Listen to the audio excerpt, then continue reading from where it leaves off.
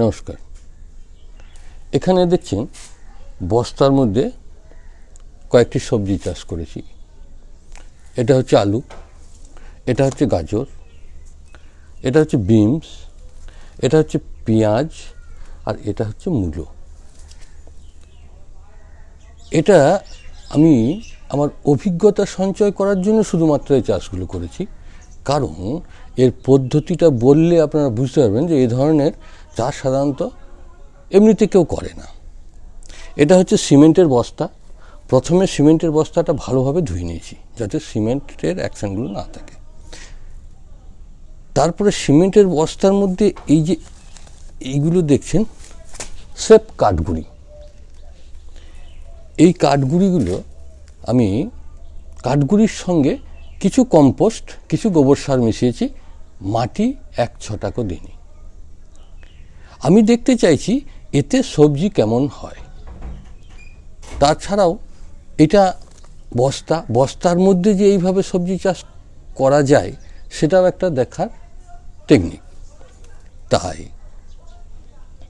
এখন দেখে বুঝতে পারছেন, আমি দেখাবো, একটা একটা করে দেখাচ্ছি যে মোটামুটি সবগুলি গাছ হয়েছে, কিন্তু তুলনামূলক গ্রোথ কিন্তু একটু কম হয়েছে। এটা আমার আরেকটা ভুল হয়েছিল, যেটা হচ্ছে এটা শীতের শুরুতে লাগানো উচিত ছিল, কিন্তু শীতের শুরুতে আমি লাগাতে পারিনি। এটা লাগাতে এই শীতের মাঝামাঝি হয়ে যায়, কারণ এই সকল ফসল শীতের শুরুতে লাগালে শীতের শেষের দিকে ফল হয়। আলুটা জলদি ফসল বলে আলুটা এখন ধরে গেছে, তবে পাকল হওয়ার জন্য আরও রাখতে হয়। আমি রাখবো না, আমি আজকে দেখাবো যে ফলন কেমন হয়েছে। গাজরটা হবে কিন্তু দেরি হবে, এই সবেমাত্র গাছগুলো গ্রোথ শুরু হয়েছে। বিনস ধরছে, দেখায়।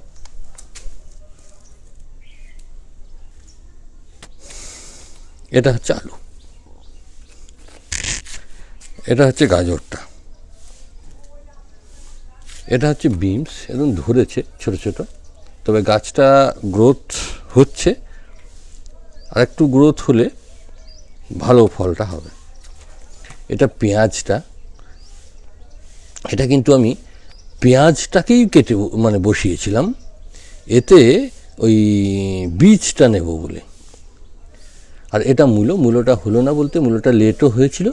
আর আমার মনে হচ্ছে মূলো শুধু এই কাঠগুঁড়িতে ভালো হবে না। এখন ফুল হয়ে গেছে, বীজ হবে।